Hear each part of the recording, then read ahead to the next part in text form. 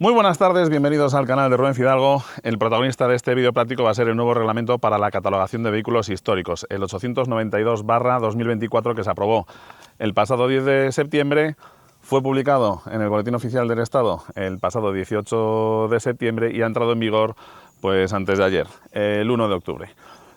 Vamos a aclarar algunas cosas porque pese a que está publicado en el BOE y es de dominio público, pues veo que hay bastantes equivocaciones a la hora de interpretar algunos aspectos. Y ya os digo que no es oro todo lo que reluce. Os invito a que si vais a matricular vuestro coche histórico, os leáis muy bien el reglamento y os asesoréis muy bien porque hay gato encerrado.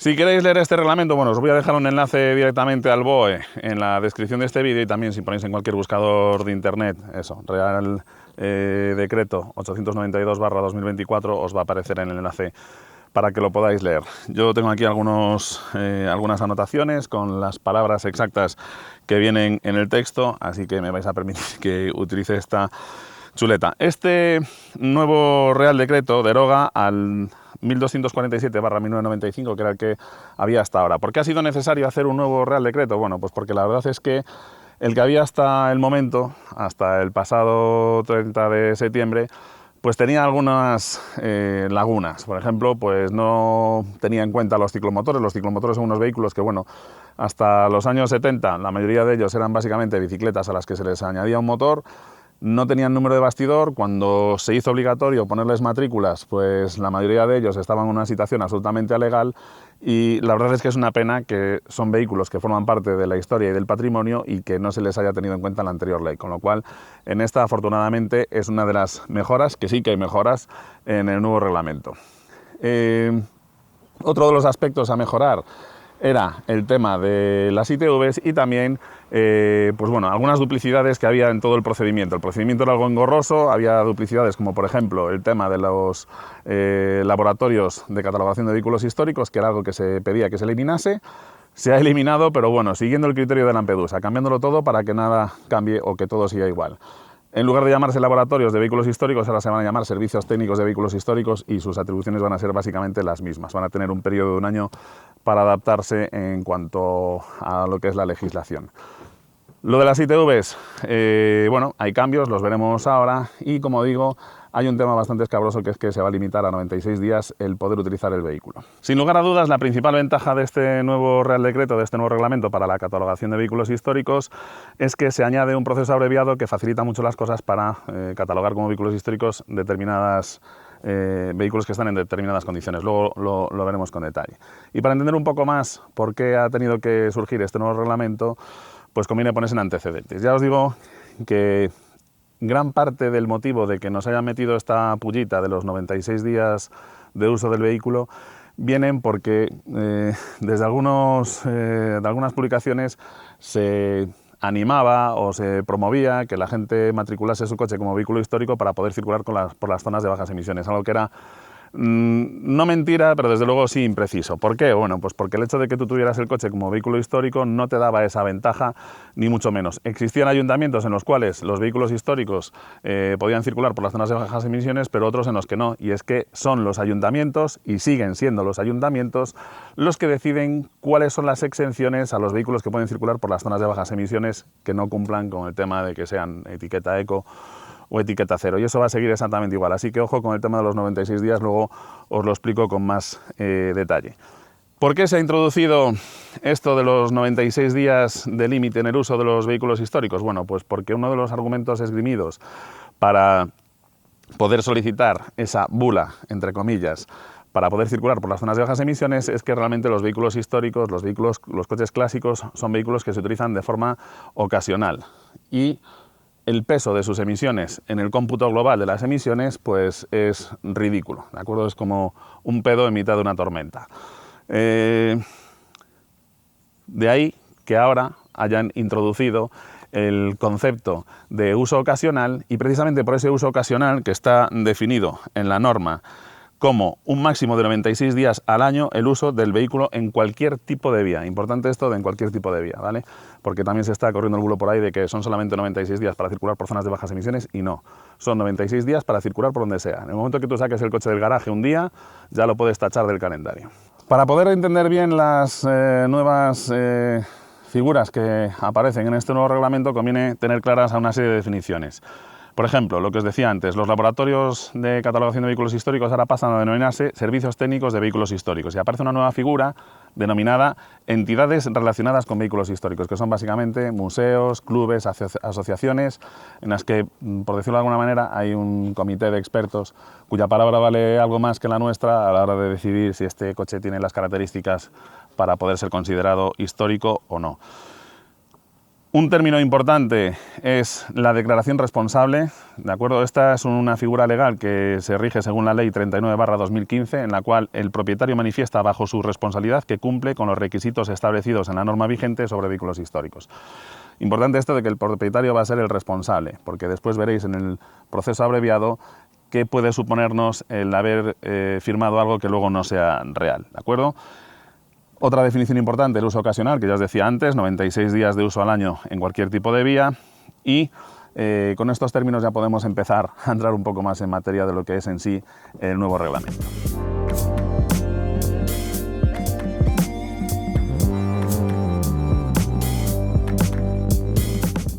Después de estudiarme las 44 páginas de este nuevo reglamento, en líneas generales, para resumirlo un poco, las principales ventajas que he encontrado en él son, primero, que se ofrecen permisos temporales para colecciones y museos. Esto permitirá a los museos pues, que no tengan que tener una documentación específica para cada uno de los coches, sino que simplemente, pues, si necesitan rodar con un coche, ya sea para llevarlo a un taller o para hacerle un rodaje y que el coche esté en estado de funcionamiento, pues podrán hacerlo con estos permisos temporales. Se van a poder legalizar los ciclomotores, como os comentaba al principio.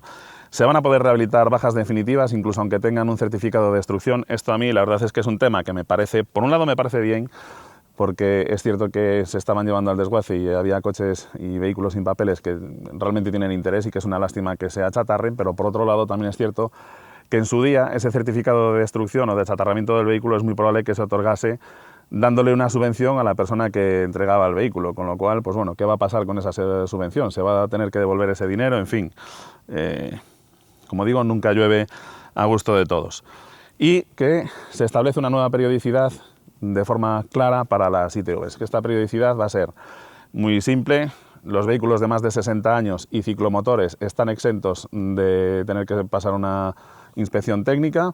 Los vehículos entre 30 y 40 años van a pasar la ITV cada 2 años, los vehículos entre 40 y 45 años van a pasar la ITV cada 3 años, y los vehículos de entre 45 y 60 años van a pasar la ITV cada 4 años. Eso es así de sencillo. Ya que hablamos de ITVs, pues bueno, que sepáis que esta pegatina, la V19, no va a ser obligatoria llevarla en los vehículos históricos, algo que me parece bien. La verdad es que insisten mucho en que el coche tiene que conservar su originalidad y luego te hacen llevar algo tan anacrónico como esa pegatina. Aunque hay una incongruencia, y es que los vehículos históricos que tengan una matrícula ordinaria nacional, provincial, como puede ser, por ejemplo, este CX, tienen que llevar aquí una pegatina bastante grande, más o menos del mismo tamaño que las que hay con la B, la C, la ECO y la 0 para el tema de las emisiones, aquí, que va a ser de fondo amarillo y con una H en lugar de la VH que tenemos aquí detrás. En cuanto a la matrícula y a la identificación del vehículo histórico, lo que os comentaba del adhesivo, los coches que hayan sido catalogados como vehículos históricos anteriores a la entrada en vigor de esta norma, pues seguirán como hasta ahora, es decir, si el coche tenía matrícula provincial ordinaria española, va a tener que llevar la matrícula provincial ordinaria española y este horroroso disco con la VH, que muchas veces me preguntan si soy seropositivo, o si no tenían una matrícula provincial, tienen que llevar la matrícula histórica, que es esta, que empieza por una H, 4 dígitos y 3 letras. Los vehículos catalogados como vehículos históricos según la nueva norma, lo mismo, tendrán que llevar la matrícula ordinaria, sin este disco, pero con la pegatina delante, siempre y cuando la matrícula sea provincial.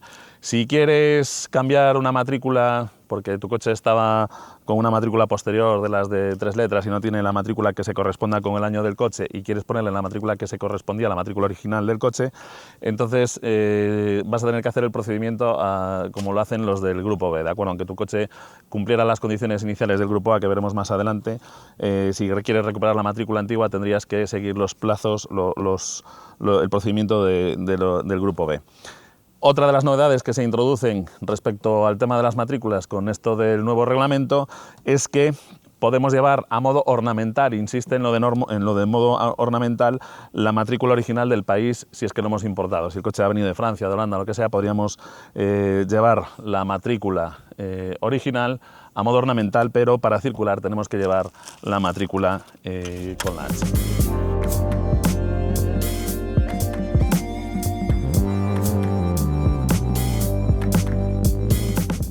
Bueno, vamos a meternos en faena ya de cuáles son los requisitos y los procesos para matricular el coche como vehículo histórico. Ya os anticipo que aunque estoy diciendo matricular no es lo correcto, ¿de acuerdo? Antes sí que matriculabas el coche como vehículo histórico, actualmente no se le da al vehículo una nueva matrícula, sino que lo que se le da es un cambio de servicio. Y es un cambio de servicio para vehículo histórico con uso ocasional. Y ahí es donde viene la muletilla del tema de los 96 días. ¿Qué requisitos debe cumplir un vehículo para poder atenerse a esto de la matrícula, de la catalogación como vehículo histórico? Bueno, pues hay dos supuestos. El primero de ellos es que cumpla 3 requisitos, que son una antigüedad igual o mayor a 30 años, que haya dejado de fabricarse su tipo específico y, en tercer lugar, que el coche esté en condiciones de originalidad y bien conservado. ¿Qué significa esto de que se haya dejado de fabricar su tipo específico? Bueno, pues por ejemplo, tendría que consultarlo porque no estoy muy seguro, pero por ejemplo un Lada Niva, que no ha cambiado prácticamente nada desde que se empezó a fabricar hace más de 40 años hasta hoy, podríamos tener problemas para matricularlo como vehículo histórico porque este segundo requisito no lo cumpliría, ya que su tipo específico sigue todavía en fabricación. No es lo mismo que, por ejemplo, un Volkswagen Golf o un Porsche 911, que han existido varias generaciones y esas generaciones claramente especificadas han ido cesando su fabricación. Pues eso, un 993, los 9, creo que casi hasta los 996 podrían empezar a entrar ya como vehículos históricos, pero en el caso de un Lada Niva, por ejemplo, o de coches que prácticamente se siguen fabricando hoy en día exactamente igual que se fabricaban hace 40 años, ese segundo requisito no lo cumplirían. Y el tercer requisito, el de la originalidad y el estado de conservación, pues bueno, ahí es donde entran los laboratorios y las entidades relacionadas con vehículos históricos para decidir o para evaluar si las modificaciones que hemos hecho en el coche son correctas o no. Por ejemplo, tenemos un Mini 850 al que le hemos cambiado el carburador sencillo que traen por un carburador de doble cuerpo. Es una modificación que se hacía habitualmente también en su día. Esta modificación podríamos entender que está dentro de lo reglamentario, ¿vale? El coche seguiría siendo un Mini original. Otra cosa es que hayamos cambiado el carburador por una inyección Mega Squirt, entonces ya definitivamente ese coche no lo podríamos catalogar como vehículo histórico, ¿vale? Y en cuanto a la conservación, pues bueno, básicamente esta norma, ya os lo anticipo, lo que pretende es evitar que las ciudades se acabasen llenando de Ford Fiestas y Citroën C15 destartaladas para circular por las zonas de bajas emisiones. Así que se va a pedir que el estado del vehículo, el estado de conservación, sea relativamente decente. Dicho esto, con respecto al tema de la originalidad del vehículo hay algunas excepciones. Por ejemplo, si no es posible encontrar una pieza porque ya no se fabrica, porque ya no existe nada parecido y porque es difícil de reproducir esa pieza, se podría sustituir por otra que no tenga demasiado que ver. Pero bueno, siempre, ya digo, este tipo de reformas ya tendrían que venir aclaradas por las entidades relacionadas con vehículos históricos o bien por el servicio técnico, siempre se me ha escapado lo del laboratorio de vehículos históricos. Ese es el primer supuesto, ¿vale? Que cumpla esos 3 requisitos. El segundo supuesto es un poco más engorroso, pero es importante leerlo tal cual viene en la norma. Dice: los vehículos incluidos en el inventario general de bienes muebles del patrimonio histórico español o declarados bienes de interés cultural y los que revistan un interés especial por haber pertenecido a alguna personalidad relevante o intervenido en algún acontecimiento con trascendencia histórica y así resultare acreditado documentalmente, ¿vale? Es decir, también se puede considerar un vehículo histórico que, aunque no tenga 30 años, aunque no se haya dejado de fabricar su tipo específico y aunque no esté en un estado de conservación original, ese coche pues haya haya sido protagonista en algún evento histórico que le hace merecedor de ser considerado un vehículo histórico. Voy a detenerme un poco en la definición y en las características de este segundo tipo de vehículos que pueden atenerse al tema de la catalogación de vehículos históricos, porque otro de los bulos y de las estupideces que es frecuente escuchar y que conviene aclarar es que, bueno, dicen que ahora si haces el vehículo histórico, pues el Estado te lo puede embargar en cualquier momento y que deja de ser tuyo, etcétera. Bien, ¿qué es lo que dice la disposición adicional quinta? Dice lo siguiente: el Servicio Técnico de Vehículos Históricos, la Jefatura de Tráfico o la persona titular de un vehículo clasificado como histórico podrá ponerlo en conocimiento de los órganos competentes según lo dispuesto en la normativa aplicable al patrimonio histórico español a efectos de su posible inclusión en el inventario de bienes integrantes del patrimonio histórico español o de su declaración como bien de interés cultural. La conservación, transmisión y salida del territorio nacional de los vehículos históricos declarados bienes de interés cultural o incluidos en el inventario general de bienes muebles o que forman parte del patrimonio histórico español estarán sometidas a las condiciones y limitaciones derivadas de su específica legislación. Es decir, si tú haces tu coche histórico porque tiene 30 años, porque se ha dejado de fabricar su tipo específico y porque está en estado original, no estás dentro de este grupo. Si te ciñes al segundo supuesto, entonces sí estás dentro de este grupo en el cual efectivamente a la hora de vender el coche al extranjero o que cambie de manos, etcétera, habría que comunicarlo porque ese coche pasa a estar en el inventario del patrimonio nacional, con lo cual pues el inventario de patrimonio nacional tiene que saber de quién es el propietario, quién se hace responsable de ese coche, etcétera. Por ejemplo, en el caso de este coche que ha sido el coche oficial de la Xunta de Galicia, pues si alguien decide, que ni siquiera tengo por qué ser yo desde luego no tengo ningún interés en que esto suceda, pero si la Dirección General de Tráfico decide meterlo en esa lista de bienes muebles del patrimonio histórico español, pues sí que tendría que hacer algún tipo de declaración y firmar algún tipo de documento para que este coche pudiera salir de las fronteras españolas. Pero en el resto de los casos, ríen, ¿de acuerdo? Tú eres el propietario y tú puedes hacer con tu coche lo que te dé la gana.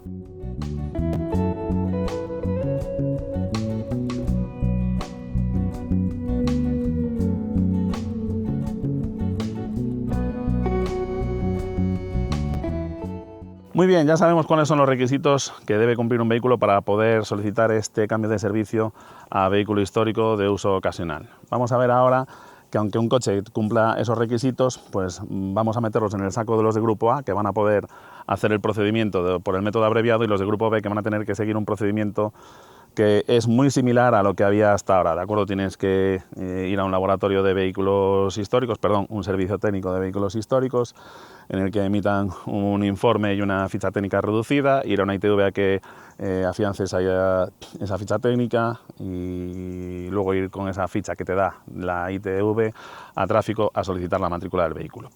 Bien.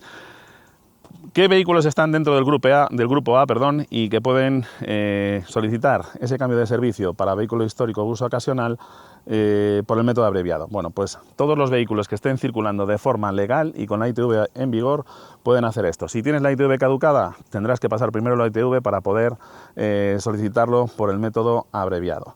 Y en el grupo B están todos los demás vehículos, ¿de acuerdo? Están pues los ciclomotores que no estén legalizados, los coches que no tengan papeles, los coches que estén de baja temporal, de baja definitiva, los coches con certificado de destrucción, los coches importados de otro país, etcétera. Todos esos demás vehículos van a tener que hacer el cambio a uso de vehículo histórico y uso esporádico, pues por el método complicado. Llegados a este punto es importante señalar que esta solicitud del cambio de servicio para vehículo histórico es reversible, es decir, podemos volverlo atrás siempre y cuando el coche que haya sido pasado a vehículo histórico tuviera matrícula nacional y tuviese la ITV en vigor. Si no, no podríamos solicitar el volver el coche al estado original. ¿Por qué digo esto? Bueno, pues porque, por ejemplo, en mi caso, tanto con el Citroën SM como con este Citroën CX, en su día los hice vehículos históricos, me gasté bastante dinero en poder hacerlos en su momento. y ahora han cambiado las reglas del juego y la verdad es que no me interesa para nada continuar con esta partida. Después veréis por qué.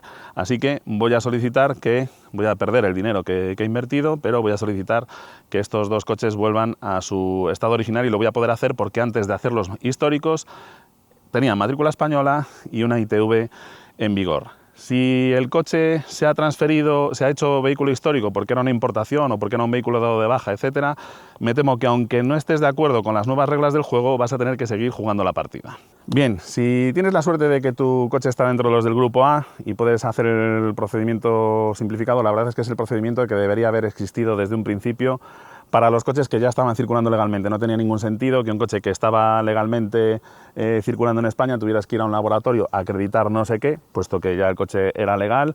En fin, toda esa parafernalia absurda que ha habido y por lo que se pedía la abolición de los laboratorios de históricos, aunque bueno, parece que es un chiringuito que interesa seguir manteniendo. En el nuevo reglamento, y es tal vez por el motivo por el cual la mayoría de la gente está tan contenta con este reglamento, aunque creo que no se han leído bien la letra pequeña del mismo, es que realmente para matricular un coche como histórico el procedimiento es muy sencillo.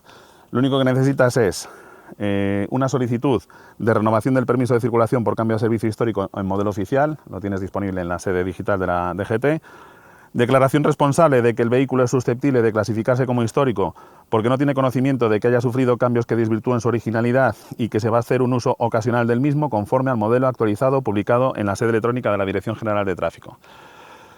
Ojo con este tema de la declaración responsable.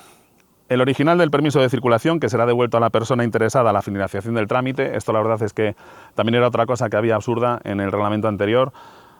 Se trataba de mantener la originalidad del coche y lo primero que hacían era un documento original de 100 años de antigüedad, lo tenías que entregar, se destruía y te daban un documento nuevo que no era el original. Algo absolutamente absurdo.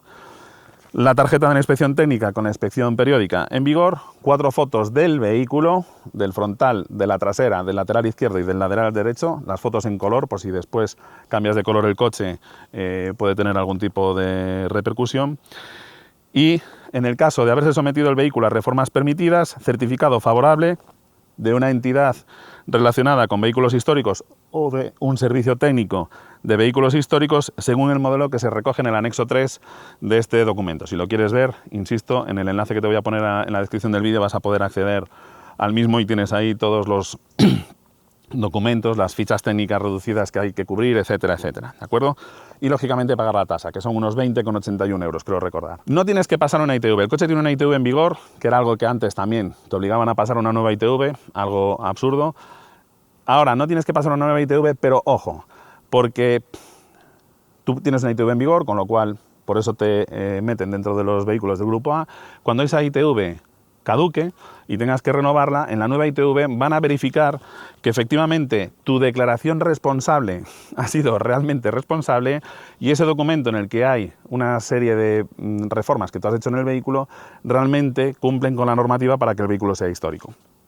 En el caso de que el coche encuentren en él modificaciones que no son compatibles con las características que debe tener un vehículo histórico, en esa ITV te va a salir no favorable y el coche automáticamente, ya te habían dado una ficha técnica con el nuevo servicio, te van a anular esa ficha técnica y el coche va a volver a la condición anterior, ¿de acuerdo? O sea que, ojo, si el coche habéis hecho alguna reforma, ponedlo en la declaración, porque después en esa ITV que podéis hacer a posteriori, o que mejor dicho hay que hacer a posteriori, puede haber problemas. Otro documento que habría que añadir si estás haciendo el procedimiento abreviado de los del grupo A, es en el caso de que se trate de un vehículo agrícola, tendrías que entregar también el certificado de que ese vehículo agrícola se ha dado de baja en el listado de maquinaria agrícola industrial que existe, ¿de acuerdo? Porque, entre otras cosas, el vehículo no va a poder seguir haciendo labores agrícolas.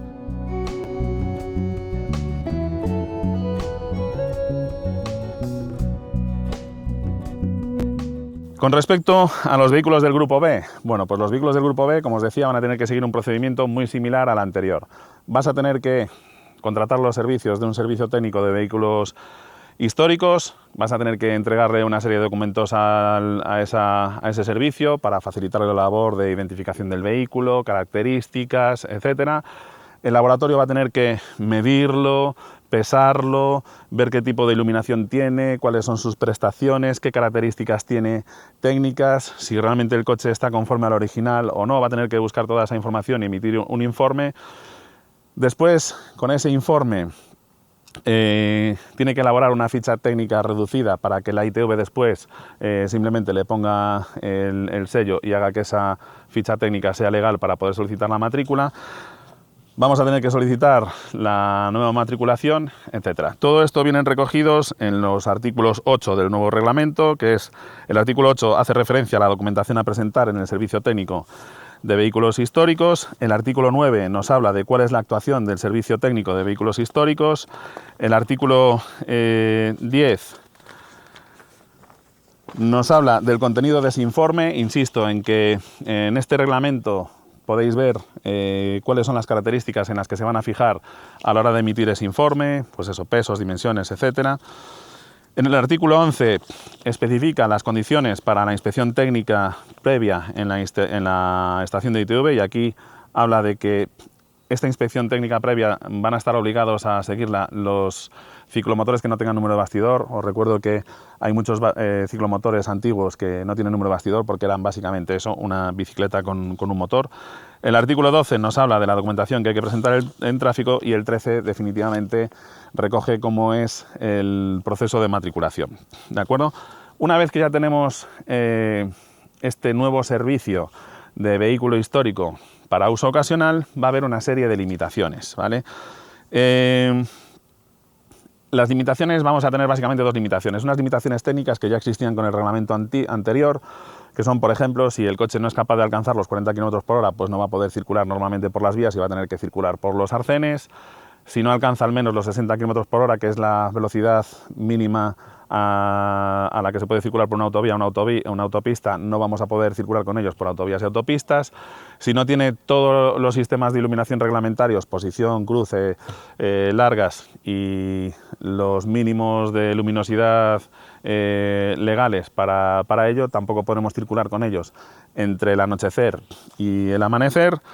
Aparte de eso, los vehículos que no puedan alcanzar al menos los 80 km por hora, cualquier día que así lo dispongan las autoridades, eso sí, previa publicación y aviso, podrán prohibirles el circular por cualquier tipo de vía, ¿de acuerdo?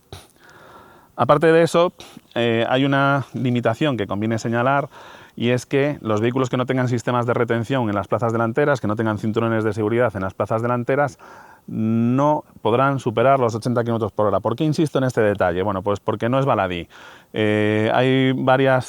Conozco a varias personas que están teniendo algunos problemas con los que no contaban, porque, por ejemplo, tú vas con tu coche clásico, que antes de hacerlo histórico, pues aunque no tuviera cinturones de seguridad, si el coche era anterior a que fueran obligatorios los cinturones de seguridad, nadie te obligaba a tenerlos en las ITVs, pues tú ibas circulando con tu coche a 140 por la autopista y te caía la multa que nos cae a todos, ¿de acuerdo? Salían 100 euros, 50 euros por pronto pago. Sin embargo, una vez que haces tu vehículo histórico y te ponen esa limitación de 80 km por hora en la ficha técnica del coche, digamos que la multa va a ir contra la velocidad máxima del vehículo, no contra la velocidad máxima de la vía, con lo cual te puedes encontrar con que eso, tú pensabas que ir a 140 por la autovía te iba a costar 50 euros y te va a costar pues casi el triple, y además te va a llevar puntos. Incluso si vamos a un poquito más de esos 140 km por hora, ya estaríamos dentro de lo que se considera un delito penal y tener problemas muy serios. Pero sin lugar a dudas, de todas las limitaciones que hay, la madre del cordero está en la famosa limitación a los 96 días, que básicamente, ¿por qué han elegido 96 para definir el uso ocasional? Bueno, pues porque básicamente son los días que tenemos de fin de semana. Es cierto que no tiene por qué ser en fin de semana, que puedes utilizar el coche cualquier día de la semana, pero la realidad es que de ahí salen los números, ¿vale? Ojo con este tema. A mí personalmente me parece bastante peligroso, porque basta con que cambie la definición de uso ocasional de 96 días a 50 o a la cabalgata de Reyes o a la coronación de la infanta para que yo no pueda sacar el coche a la calle más que eso. Y además, en esos 96 días, insisto, pone en cualquier tipo de vía. Es decir, en el momento en el que yo saque este coche a la calle, ya tengo que tachar uno de esos 96 días. Es rotundamente falso ese bulo que está corriendo por ahí de que son 96 días para circular por zonas de bajas emisiones. Y además, ojo con este tema de que esto es una bula para poder circular por zonas de bajas emisiones, porque concretamente lo que dice el reglamento en la disposición adicional primera, eliminación de obstáculos normativos a la circulación de vehículos históricos en zonas urbanas. Dice, cito textualmente, sin perjuicio de la promoción de la movilidad sin emisiones, en el ámbito de sus competencias y atendiendo a su uso ocasional y no como medio de transporte cotidiano de los vehículos históricos, los municipios podrán facilitar, no tienen que, en los términos y condiciones que se prevean en sus ordenanzas municipales, la circulación de vehículos históricos en las zonas de bajas emisiones, para fomentar la conservación y el conocimiento del patrimonio cultural e industrial automovilístico, conforme a lo previsto en el artículo 5.3 del Real Decreto 1052/2022 del 27 de diciembre, por lo que se regulan las zonas de bajas emisiones. Es decir, al final quienes tienen el control sobre las zonas de bajas emisiones son los ayuntamientos y las comunidades autónomas, no el gobierno central. Y en el momento en el que un alcalde rebelde diga que no quiere que los vehículos históricos circulen por las zonas de bajas emisiones, puede negarse, ¿de acuerdo? A lo largo del nuevo reglamento hay varias alusiones a este tema. Dice, en consonancia con la Ley 7/2021 del 20 de mayo de Cambio Climático y Transición Energética, la Comisión de Cultura y Deporte del Congreso de Diputados, en sesión de fecha relativa a facilitar la conservación del patrimonio cultural e industrial automovilístico, por la que insta al Gobierno, en colaboración con la Federación Española de Municipios y Provincias, a promover la eliminación de obstáculos normativos a la circulación de vehículos históricos o de más de 30 años, con objeto de facilitar la conservación del patrimonio. El presente Real Decreto se dicta con base a la habilitación contenida en la disposición final en fin, en todas partes se utilizan verbos como insta, pide, solicita, pero en ningún momento existe la palabra que obliga o que al final sea el Gobierno central quien tiene la última palabra. Insisto en que los alcaldes pueden negarse a que tu coche histórico circule cualquiera de esos 96 días a los que tienes derecho para circular por cualquier otro tipo de vía por las zonas de bajas emisiones. ¿De dónde viene entonces este bulo de que esos 96 días son para circular por las zonas de bajas emisiones? Bueno, pues relacionado con lo que os decía antes. Dicen que la DGT no va a controlar cuántos días vas a sacar el vehículo histórico a la calle y que solamente lo pueden controlar con las cámaras de zonas de bajas emisiones, con lo cual lo que se rumorea y lo que corre por ahí es eso, que tú vas a poder circular con el coche histórico 96 días al año por las zonas de bajas emisiones. No sé de dónde sacan eso, porque digo que por encima de esto está la normativa de zona de bajas emisiones que emita cada ayuntamiento y que el resto del año, pues que bueno, que nadie va a mirar si realmente utilizas el coche. Insisto en que cámaras de control de tráfico hay en vías, en carreteras secundarias, en pueblos, etcétera. Así que sí que podemos estar controlados.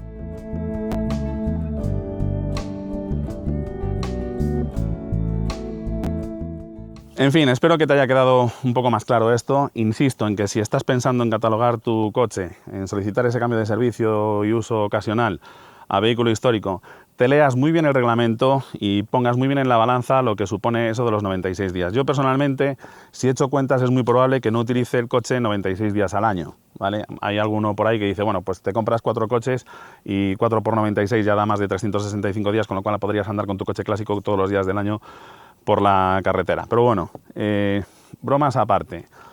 Sinceramente, es una norma que no me gusta nada, primero porque me parece que es un ataque contra la libertad de cada uno. Yo, pues bueno, he pagado esto, lo tengo en condiciones absolutamente legales, no entiendo por qué se me prohíbe el poder sacarlo a rodar cuando a mí me dé absolutamente la gana. Y aparte de eso, como históricamente cada vez nos están cortando más las libertades, pues ¿qué queréis que os diga? Veo mucho más probable que esos 96 días se conviertan en 50 pasado mañana, o en 20 o en 0, a que me los vayan a aumentar, con lo cual, pues por eso insisto en que me estoy planteando muy seriamente el revertir mis 2 coches históricos a la situación en la que estaban antes. En fin, ahora sí, no me enrollo nada más, te deseo mucha suerte y como siempre, hasta pronto.